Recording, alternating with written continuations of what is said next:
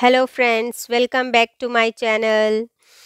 Like, subscribe and support my channel. So today we will discuss one topic, that is evolution. This is the second part of the chapter heredity and evolution. So friends, we have discussed about the variation. What is variation? We know about the reproduction, that two type of reproduction are there, that is asexual and sexual reproduction, and variation is more in sexual reproduction, and why it is more, that is also we have discussed. So we will continue with that concept. Okay, so in evolution, you see what is evolution. Evolution, you see in introduction what is written in your NCERT book, we have noted that there is an inbuilt tendency to variation during reproduction, both because of error in DNA copying and as a result of sexual reproduction. So friends, you know that reproduction is of two type. Okay, एक तो sexual reproduction होती है और एक asexual reproduction होती है. Asexual reproduction में जो वेरिएशन होती है वो डीएनए कॉपिंग की वजह से होती है. डीएनए कॉपिंग कब होती है? जब सेल डिवाइड करना स्टार्ट करते हैं. और एसेक्सुअल रिप्रोडक्शन में कौन सी डिवीज़न होती है? माइटोसिस. ओके, लेकिन सेक्सुअल रिप्रोडक्शन में कौन सी डिवीज़न होती है? मियोसिस. और meiosis we have studied that उसमें बहुत ज़्यादा वेरिएशंस होती हैं. जब हम कंप्लीट पढ़ते हैं मियोसिस, उनमें एक्सचेंज ऑफ जेनेटिक मटेरियल होता है.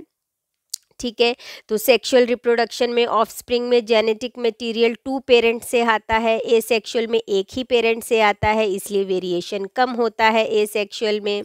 Late us now look at some consequences of this tendency. Okay, now we will take one example here, example of a beetle. Okay, so today I will tell you the story of a beautiful beetle. Okay, यहाँ पे 3 conditions हैं. Okay, first you see, consider a group of 12 red beetles. Okay, इसमें सबसे पहले हम ये जो story है ये start करेंगे 12 beetle से. Okay, after then you see they live, let us assume. Okay, we are assuming, ऐसा नहीं है कि ये कोई रियल स्टोरी है और हमने जाके देखा है.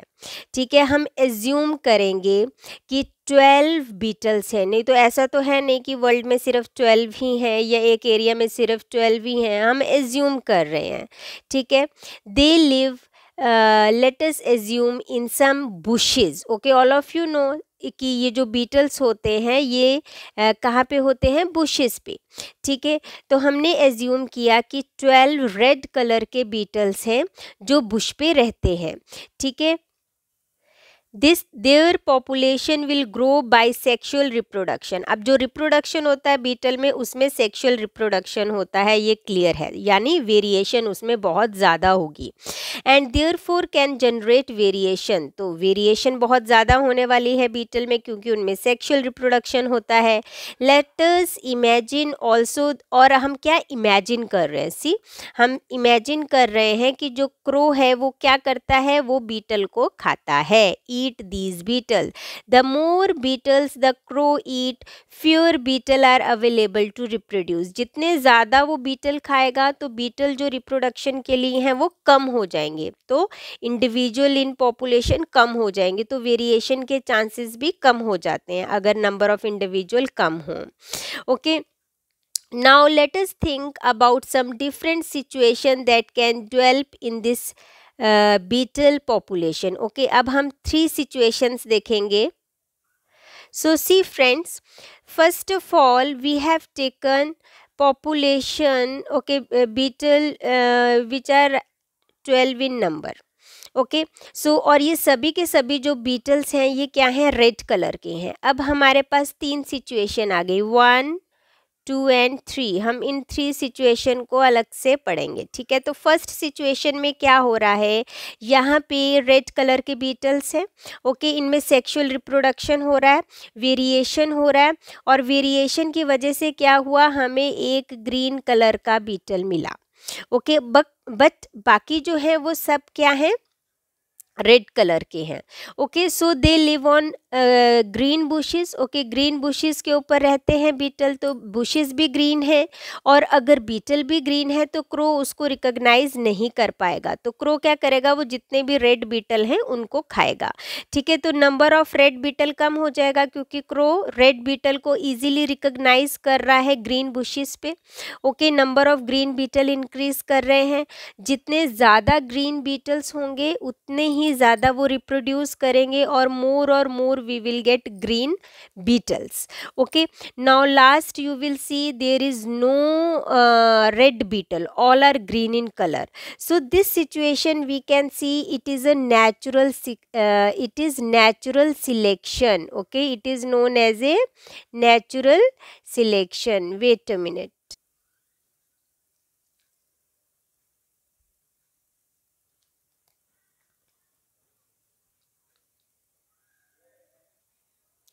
So first situation क्या है, natural selection. Okay, natural selection हम इसको क्यों कह रहे हैं, क्योंकि इसमें क्रो जो है वो रिस्पॉन्सिबल है for the selection of the beetles. Okay, so वो सभी के सभी रेड बीटल खा लेगा और only green beetles are available now.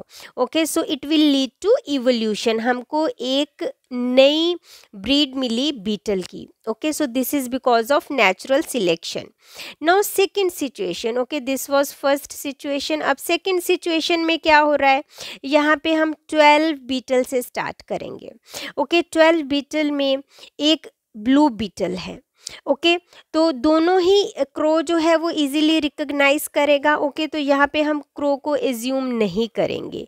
Fine, यहाँ पे हम क्या करेंगे कि एक्सीडेंटली क्या हुआ, उस फॉरेस्ट में क्या आया, एलिफेंट. ओके, और एक्सीडेंटली एलिफेंट ने अपना पाँव उस बुश पे रख दिया, और एक्सीडेंटली क्या हुआ कि वो सभी के सभी जो रेड बीटल थे वो मर गए, और कौन से बचे, blue beetle.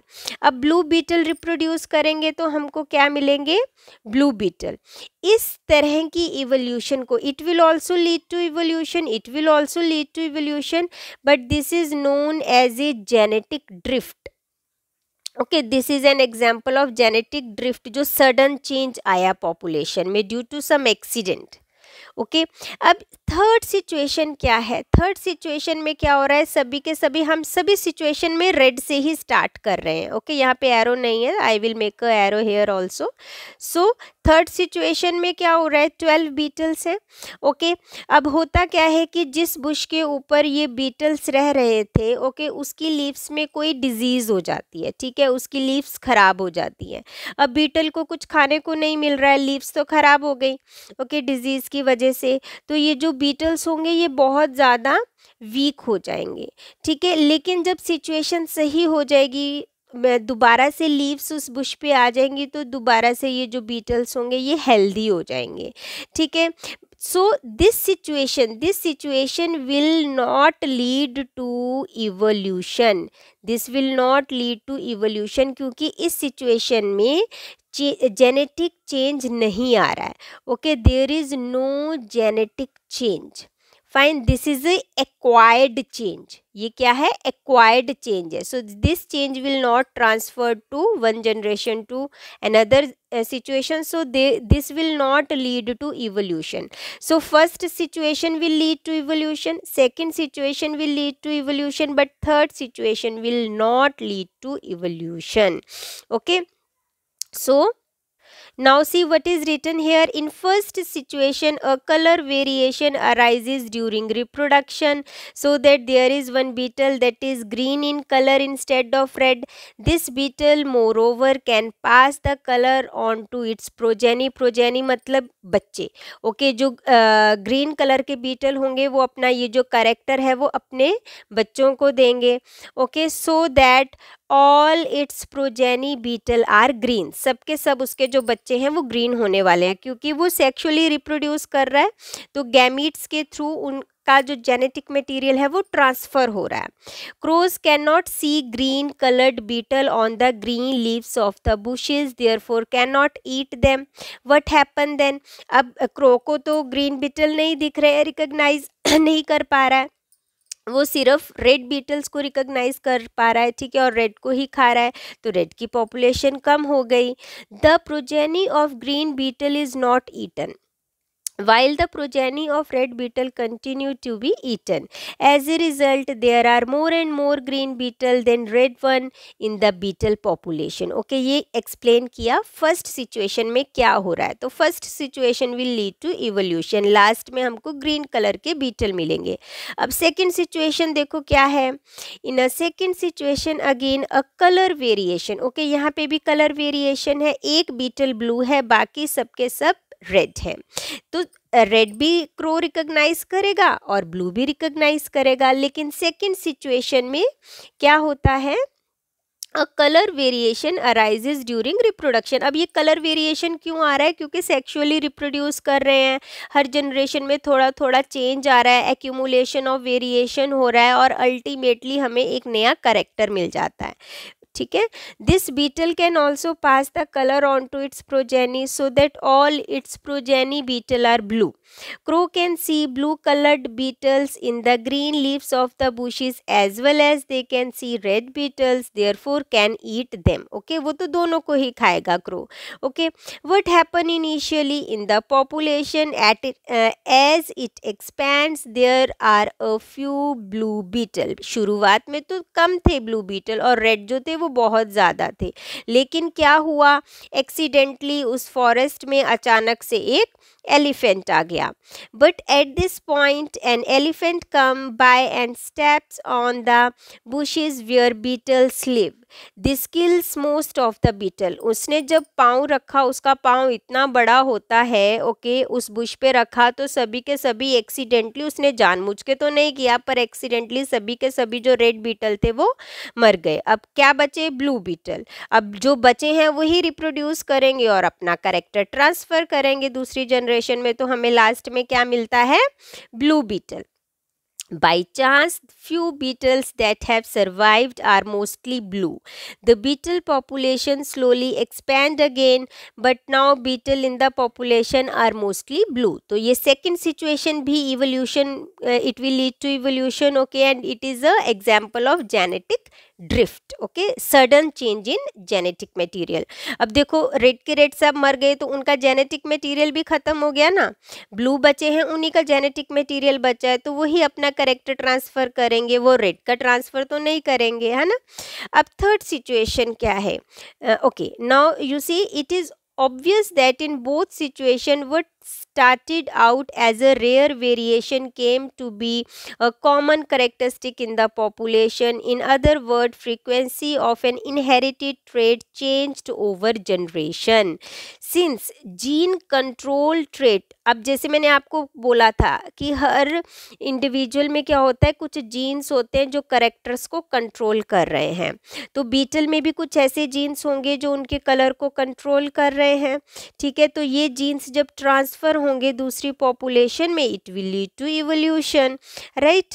It control traits, we can say that frequency of certain genes in a population changed over generation. This is the essence of the idea of evolution. So it will lead to evolution. Okay, but there are interesting differences too in two situation. दोनों में ही फर्क है. पहले में natural selection हो रहा है, second situation में जेनेटिक ड्रिफ्ट हो रहा है. but there are interesting differences too in the two situation.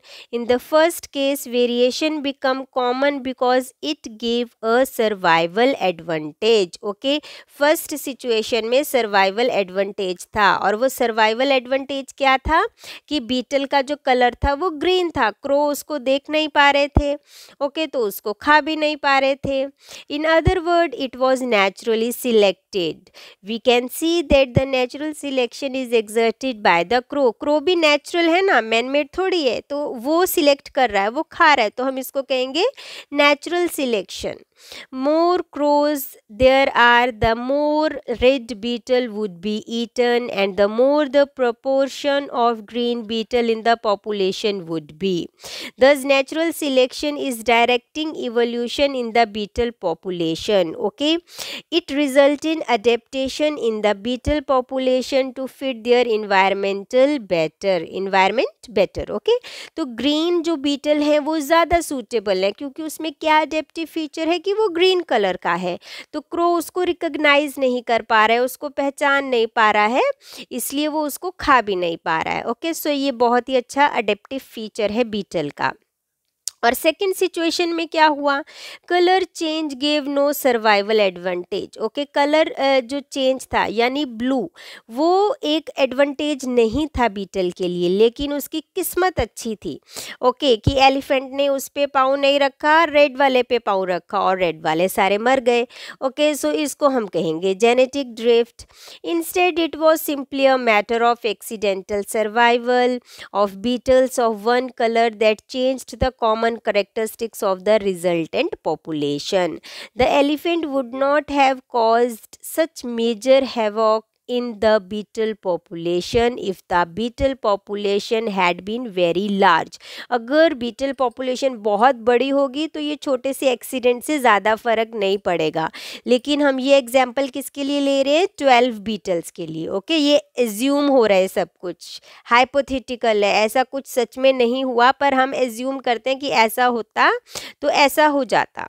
Okay, तो this is the notion of genetic drift which provide diversity without adaptation. इसमें कुछ भी अडेप्टेशन नहीं हुआ, ना ही ब्लू कलर अडेप्टिव फीचर अच्छा था, ना ही रेड कलर अडेप्टिव फीचर अच्छा था बीटल के लिए, लेकिन जेनेटिक ड्रिफ्ट की वजह से जो ब्लू बीटल हैं वो सरवाइव कर गए। लेकिन फर्दर जब नेचुरल सिलेक्शन होगी, ठीक है, ब्लू के बीच में कोई अचानक से ग्रीन आ गया तो क्रो तो ब्लू को खा जाएंगे, ग्रीन बच जाएगा। Okay, that is a separate situation.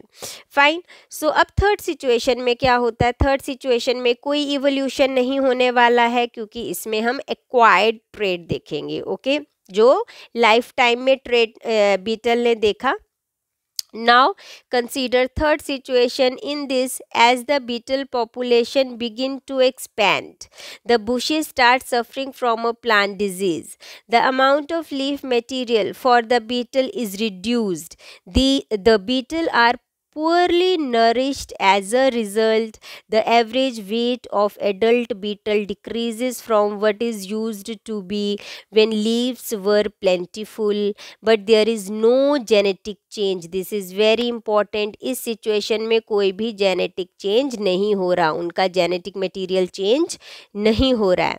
After a few year, कुछ सालों बाद जब बीटल को दोबारा से खाना मिलेगा, लीव्स ठीक हो जाएंगी, तो they will again gain the weight. Okay, so इसके बीच में कोई इवोल्यूशन नहीं होगा थर्ड सिचुएशन में। Fine, now next you see acquired and inherited trait. हमने पहले भी डिस्कस किए थे। एक्वायर्ड ट्रेट्स वो ट्रेट होते हैं जो हम अपनी लाइफ में एक्वायर करते हैं और ये इनहेरिटेड नहीं होते।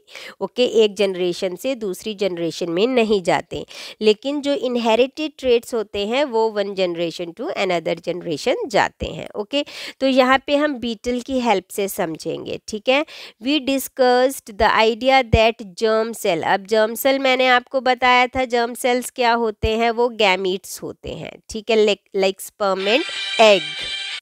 सो if the weight of the beetle is reduced because of starvation, starvation मतलब उसको खाना नहीं मिला। ओके, भूखा रहा बीटल बहुत देर तक, उसकी वजह से उसका वेट रिड्यूस हुआ। ओके, लेकिन उसकी वजह से उसके जेनेटिक मटेरियल में कोई फ़र्क नहीं आया, उसके जो डीएनए में, जर्म सेल के डीएनए में कोई फ़र्क नहीं आया, वो वैसे का वैसा ही है। जो लो वेट है वो क्या है, एक्वायर्ड ट्रेट है। It is not a trait that can B inherited by the progeny of starving beetle. Therefore, even if some generations of beetle are low in weight because of starvation, that is not an example of evolution, since change is not inherited over generations. Okay, ये एक acquired trait है. Fine. changes in non reproductive tissues. Okay, reproductive tissues कौन से हुए? जो reproductive organ में present होंगे. Okay, बाकी उनको छोड़ के जो टिश्यूज हैं वो सब नॉन रिप्रोडक्टिव है. Okay, they can not be passed on to the DNA of the germ cell. Therefore, experience of an individual during its lifetime cannot be passed on to its progeny and cannot direct evolution. Consider another example of how an individual cannot pass on to its progeny the experience of its lifetime. If we breed a group of mice, okay, अगर हम group of mice ले लें और उनकी कुछ mice की tail काट दें, okay, उसके बाद अगर जिनकी tail नहीं है, ओके, वो रिप्रोड्यूस करेंगे तो उनके जो यंग वन होंगे उनमें टेल होगी. ऐसा नहीं है कि उनमें टेल नहीं होगी, क्योंकि जो टेल है माइस की, ओके, उसमें कौन से टिश्यूज़ हैं? Non reproductive tissues. Okay, so all this progeny will have tails as expected. Now if the trait of this mice are removed by surgery in each generation, do these tailless mice have tailless progeny? So answer will be no. The answer is no. It makes sense because removal of tail cannot change the genes in germ cell. उनके gamete में कोई भी change नहीं आया है. Okay, so after then you see we will not do this one. Okay, actually it is not in syllabus. Fine, so this portion we will not do, and we will discuss this NCERT question. I will use PPT here to explain it. So first question is, what are the different ways in which individuals with a particular trait may increase in a population? So it is natural selection, genetic drift and by mutation. Okay, with this process new species can be formed.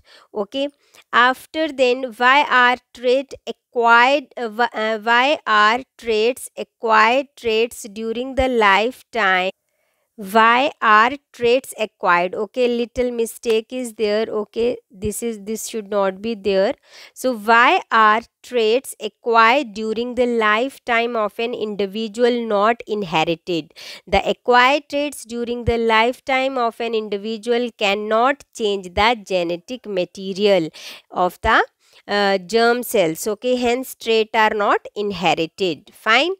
Now next question, why are the small number of surviving tiger a cause of worry from the point of view of genetics? Okay, अगर tigers का number कम होगा किसी भी, यहाँ पे हमने tiger का example लिया, लेकिन किसी भी स्पीशी में इंडिविजुअल्स का नंबर कम हो जाए तो क्या होगा? जेनेटिक मटेरियल कम हो गया. जितना कम जेनेटिक मटेरियल होगा उतना ही वेरिएशन का जो स्कोप है, चेंज का स्कोप कम हो जाएगा, इवोल्यूशन का स्कोप कम हो जाएगा. ओके, अगर चेंजेस नहीं आएंगे according to the changing environment, that species can extinct. Okay, so when a tiger population is small, the scope and the number of variation are limited. This reduce the diversity of trait. उसमें changes इतने ज़्यादा नहीं आएंगे. और किसी वजह से अगर उस टाइगर में कोई डिजीज़ होती है, ओके, और नंबर ऑफ इंडिविजुअल पॉपुलेशन में कम है, कोई चांस नहीं है वेरिएशन का, तो क्या होगा? वो डिजीज़ ट्रांसफ़र हो जाएगी उनके बच्चों में. ओके, सो ऐसा भी हो सकता है कि पूरी की पूरी जो टाइगर की पॉपुलेशन है एलिमिनेट हो जाए, एक्सटिंक्ट हो जाए, ख़त्म हो जाए. ठीक है, सो इसलिए small number of tiger is a cause of worry for us. Okay, after then we will discuss speciation. Okay, speciation, actually speciation mean how new kind of species is created, how new species is produced. Okay, it is the process by which new species is produced, speciation. So what we have seen so far is micro evolution. Micro का मतलब होता है छोटा, बहुत कम evolution हो रही है, ठीक है। Now we will discuss about speciation, that means that the change are small even though they are significant. जैसे बीटल के केस में देखा हमने कि चेंजेस बहुत कम थे, छोटी सी पॉपुलेशन में थे, ऐसा नहीं है कि सारी की सारी दुनिया में वो जो बीटल है उनमें वो चेंज आ गया, ठीक है, वो माइक्रो इवोल्यूशन हुई, ठीक है। Also they simply change the common characteristics of particular species, but this does not properly explain how new species come into existence. Now here we will discuss कि कैसे नई species बनती है। देखो species के जो members होते हैं they are able to reproduce, okay, ये definition है species की। अगर किसी भी species में दो individual जो हैं they are not able to reproduce, okay, तो हम कहेंगे कि ये एक स्पीशी के नहीं है, ओके, इवोल्यूशन हो चुकी है, एक उस स्पीशी से एक न्यू स्पीशी बन चुकी है। If they are not able to reproduce, that can be said to have happened only if this group of beetle we are thinking about split into two population that can not reproduce, okay. So this we need to mention, okay. दो individual तब different species के होंगे जब वो reproduce नहीं कर पा रहे हैं। अगर वो रिप्रोड्यूस कर पा रहे हैं तो वो एक ही स्पीशी के हैं, चाहे उनमें थोड़ा सा चेंज आ गया है। When this happen they can be called two independent species. So can we extend the reasoning? Okay, हम बीटल का ही एग्जाम्पल यहाँ पे लेकर चलेंगे, ओके, कि उनमें स्पीशिएशन कैसे हो सकती है बीटल में, मतलब दो स्पीशीज़ हमें बीटल की मिल जाएं जो रिप्रोड्यूस ना कर पाएँ। ऐसी कौन सी सिचुएशन है जिसमें ऐसा हो सकता है, ओके। तो यहाँ पे भी हम एज्यूम करेंगे different situations, okay. Consider what would happen if bushes, okay, ये हमने एज्यूम किया कि अगर जो बुशेज़ हैं बीटल की जिस पे वो रहते हैं, जिनके वो पत्ते खाते हैं, फीड ऑन मतलब पत्ते खाते हैं उन बुशेज़ के, आर स्प्रेड वाइडली, मतलब मान लो एक बुश यहाँ पे है तो एक बुश बहुत दूर है, मतलब widely they are spread over a mountain range. Mountain range बहुत बड़ी होती है तो बुशेज़ बहुत दूर दूर हैं, ठीक है। Beetle population become very large as a result. अब कुछ बीटल इस बुश पे रह रहे हैं, कुछ इस बुश पे रह रहे हैं, और कुछ जो बीटल्स हैं वो इस बुश पे रह रहे हैं, बहुत दूर दूर हैं ये बुशेस। तो ऐसा तो नहीं है कि एलिफेंट आया उसने इस बुश के ऊपर पाँव रखा तो पूरी की पूरी इवोल्यूशन हो गई, वो पॉसिबल नहीं है। वो क्या है, माइक्रो इवोल्यूशन, छोटी सी पॉपुलेशन में एक चेंज हो गया, ओके। सो अब हम क्या कंसीडर करेंगे कि but individual beetle feed mostly on few nearby bushes throughout their lifetime. अब बीटल्स जो होते हैं वो बहुत दूर, मतलब यहाँ का बीटल यहाँ पे नहीं जा पाएगा, ओके, क्योंकि इतना ज़्यादा वो उड़कर भी नहीं जा सकता, चलकर भी नहीं जा सकता, तो पूरी ज़िंदगी वो या तो इस बुश पे रहेगा या ज़्यादा से ज़्यादा दूसरी जो पास में बुश है वहाँ पे आ जाएगा, ठीक है। तो they do not travel far, so in this huge population of beetle there will be sub population. Sub population mean एक तो ये पॉपुलेशन हो गई बीटल की, एक ये बीटल की पॉपुलेशन हो गई, ओके। ये दोनों एक ही स्पीशी के थे, लेकिन बहुत बड़ी है माउंटेन रेंज, ओके, बुशेस बहुत दूर दूर हैं, तो बीटल जो यहाँ पे रह रहे हैं और जहाँ यहाँ पे रह रहे हैं वो कभी भी ज़िंदगी में आपस में नहीं मिलते हैं, कभी भी वो रिप्रोड्यूस नहीं करेंगे, तो दो सब पॉपुलेशन बन गई। मान लो ए और बी, ऐसी बहुत होती हैं, मैं दो एज्यूम कर रही हूँ, ठीक है। So in this huge population of beetle there will be subpopulation in the neighborhood. Since male and female beetle have to meet for reproduction to happen, most reproduction will be within these subpopulation. अब क्या है कि जो mail है ए सब population का, वो reproduction के लिए फीमेल ऑफ बी पॉपुलेशन में नहीं जाएगा, इतनी दूर वो नहीं जाता है, ओके। तो जो फीमेल ए सब पॉपुलेशन में थी उसी के साथ उसका रिप्रोडक्शन होगा और ऑफस्प्रिंग प्रोड्यूस होंगे, ठीक है। So of course an occasional कुछ एडवेंचरस ओके कुछ मतलब बहुत ही एक्टिव बीटल जो है एक्सीडेंटली भी, मान लो कि कोई क्रो था, वो सब पॉपुलेशन का बीटल खा रहा था, ओके उसकी बॉडी पे कुछ बीटल चिपक गया, वो क्रो उड़कर, अब क्रो तो उड़ सकता है ना, वो क्रो उड़ के यहाँ पे चला गया, तो वो बीटल भी यहाँ पे चला गया। अब वो बीटल जो यहाँ पे फीमेल होगी उसके साथ रिप्रोड्यूस कर रहा है, तो ये भी एक एक्सीडेंट हुआ, ओके एक्सीडेंटली वो बीटल वहाँ चला गया, ऐसे उसने वहाँ पे नहीं जाना था, तो उस बीटल को हम कहेंगे माइग्रेंट बीटल। ओके तो वो माइग्रेंट जो बीटल था वो रिप्रोड्यूस करेगा जाके लोकल पॉपुलेशन में, अगर वो रिप्रोड्यूस कर पा रहा है तो इसका मतलब वो एक ही स्पीशी के हैं अभी तक। ओके सो इसको हम कहेंगे माइग्रेशन ऑफ जीन्स ऑल्सो, क्योंकि उस बीटल में क्या है, जेनेटिक मटेरियल है ना, तो हम इसको माइग्रेशन ऑफ जीन्स भी बोल सकते हैं। This will result in genes of the migrant beetle entering a new population. Okay new population, ये न्यू स्पीशी नहीं है, ये न्यू पॉपुलेशन है। ओके दो सब स्पीशी हमने बताई ना, सब पॉपुलेशन सॉरी, ओके पर स्पीशी तो अभी तक एक ही है क्योंकि वो रिप्रोड्यूस कर पा रहे हैं, जब वो रिप्रोड्यूस नहीं कर पाएंगे तब हम कहेंगे कि वो डिफरेंट स्पीशी के हैं।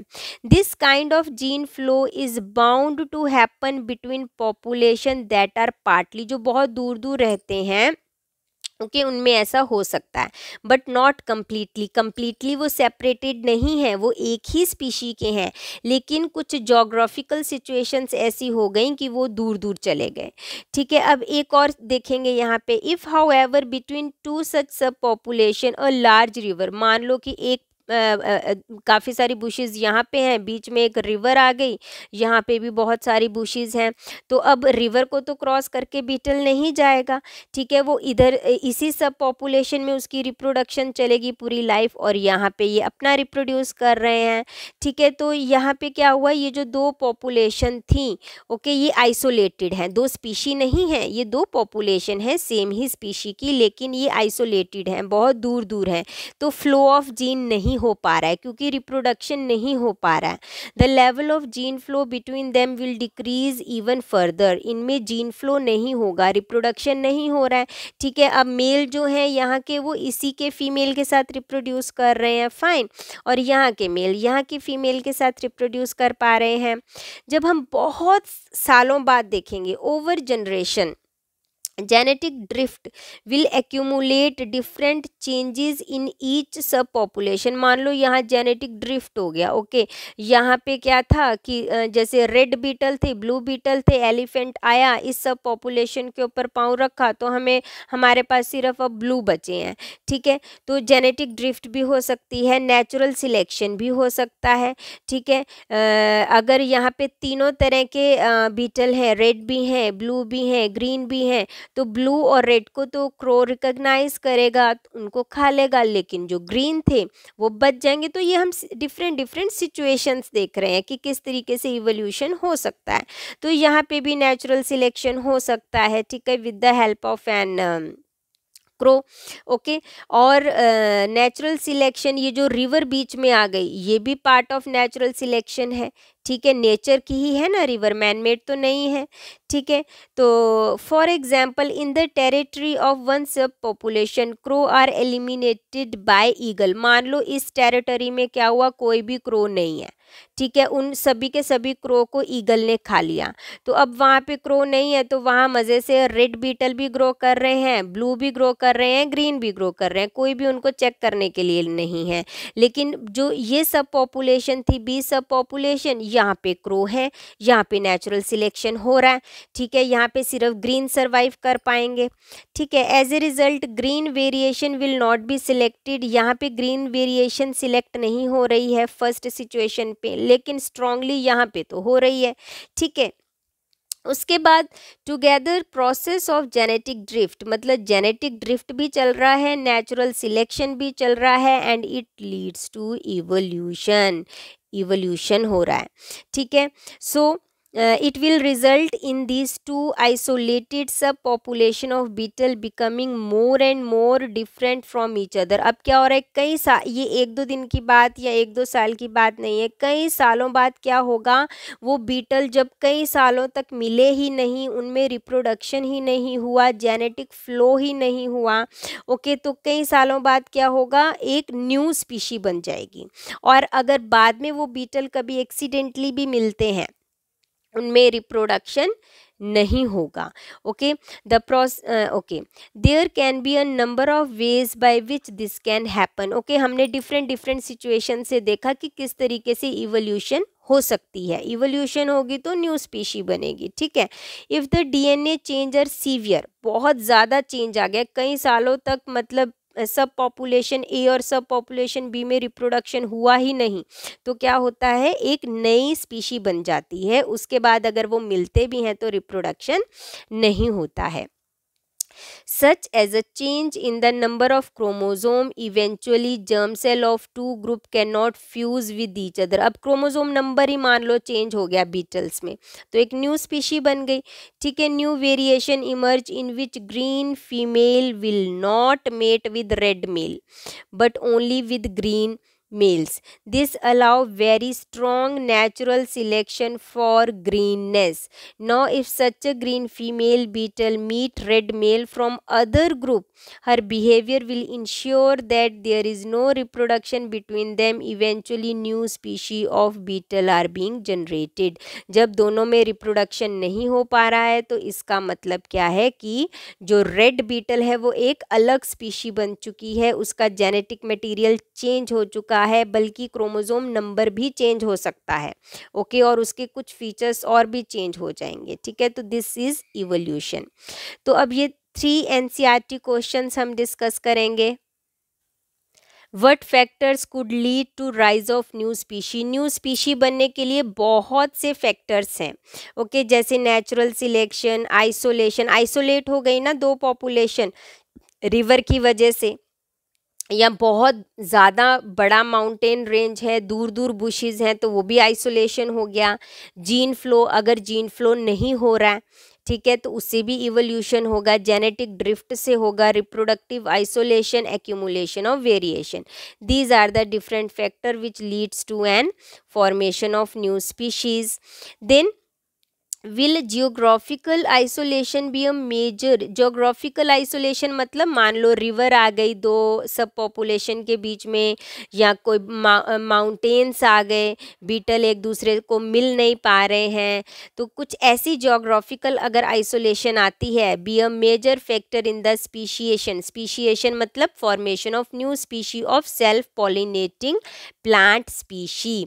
Okay, self pollinating plant species मतलब जिसमें सेल्फ पॉलिनेशन हो रहा है, यानी जो फ्लावर है एक ही फ्लावर में दोनों सेक्स प्रेजेंट है, ठीक है, या मेल और फीमेल फ्लावर एक ही प्लांट पे प्रेजेंट है, तो उनमें सेल्फ पॉलिनेशन हो रहा है, ठीक है। तो सेल्फ पॉलिनेशन में कभी भी ये जो जियोग्राफिकल आइसोलेशन है वो ज़्यादा मैटर ही नहीं करता, क्योंकि मेल और फीमेल दोनों एक ही प्लांट पे प्रेजेंट है, एक ही फ्लावर में प्रेजेंट है। ऐसा नहीं है कि क्रॉस पॉलिनेशन हो रहा है।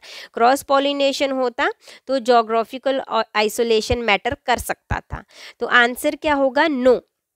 In self-pollinating plants, pollen grain of one flower are transferred to the stigma of the same flower. In self-pollination, there is no recombination of genetic material. उनमें कुछ भी recombination नहीं हो रहा, दो plants तो involved ही नहीं है, एक ही plant involve है उसमें, लेकिन sexes दो हैं, ठीक है, इसलिए ये सेक्सुअल रिप्रोडक्शन है, ठीक है। Because of this new character will not be develop, क्योंकि एक ही प्लांट है, जेनेटिक मटेरियल तो सेम ही है, तो कुछ भी ऐसा नहीं होगा। ज्योग्राफिकल आइसोलेशन इसमें कोई रोल प्ले नहीं कर रहा, नो कोई भी न्यू स्पीशी नहीं बनेगी इसमें, ठीक है। और जो थर्ड क्वेश्चन है उसमें भी क्या है कि जो ज्योग्राफिकल आइसोलेशन है, क्या वो एसेक्सुअली रिप्रोड्यूसिंग ऑर्गेनिज्म में कुछ स्पीशिएशन का रोल प्ले करेगा? न्यू स्पीशी बन सकती है क्या ज्योग्राफिकल आइसोलेशन की वजह से? नो, उसकी वजह से नहीं बनेगी, क्योंकि एसेक्सुअल रिप्रोडक्शन में भी क्या होता है, एक ही पेरेंट इन्वॉल्व है। जब एक ही पेरेंट इन्वॉल्व है तो वो कहाँ से किससे आइसोलेट होगा, ठीक है। जैसे मान लो हाइड्रा है, वो तो मतलब उसमें बर्डिंग हो रही है, उसको दूसरे हाइड्रा कहाँ प्रेजेंट है कहाँ नहीं है कोई मतलब नहीं है, ठीक है। No, geographical isolation will not be a major factor in the speciation of an organism that reproduce asexually. उसमें जोग्राफिकल आइसोलेशन कोई रोल प्ले नहीं करेगा। This is because as in asexual reproduction, offspring will not get new genetic material and there is no chance for the production of new character। New species जो है वो geographical isolation की वजह से नहीं बनेगी, उसके लिए कुछ और रीज़न होंगे, जैसे म्यूटेशन हो सकता है, ठीक है, एसेक्सुअली रिप्रोड्यूसिंग इंडिविजुअल में, उसकी वजह से न्यू स्पीशी बन सकती है, लेकिन जोग्राफिकल आइसोलेशन की वजह से न्यू स्पीशी इसके केस में नहीं बनेगी। सो इस साल हम ये चैप्टर यहीं तक करेंगे मैक्सिमम, ओके। उसके बाद इवोल्यूशन एंड क्लासिफिकेशन, इसके बाद ये चैप्टर करने की ज़रूरत नहीं है, ओके, ये पोर्शन डिलीटेड है, okay. So now our chapter is complete, heredity and evolution for this year, okay, 2022, okay। so इस सेशन में 2021 एंड 2022 में हमें ये चैप्टर यहीं तक करना है, उसके बाद का पोर्शन डिलीटेड है और इनके भी चांसेस काफ़ी कम है, पर फिर भी हमने थोड़ा सा एक्स्ट्रा कर लिया फॉर वर्स सिचुएशन, ओके, अगर क्वेश्चन आता है, ठीक है। बाकी डार्विन का काम वो सब पढ़ने की ज़रूरत नहीं है, ठीक है। हेरिडिटी इम्पॉर्टेंट है इस चैप्टर में, give importance to heredity, okay. So bye everyone, thanks for attending my class, okay, and read NCERT book carefully and practice all the questions. Bye, take care.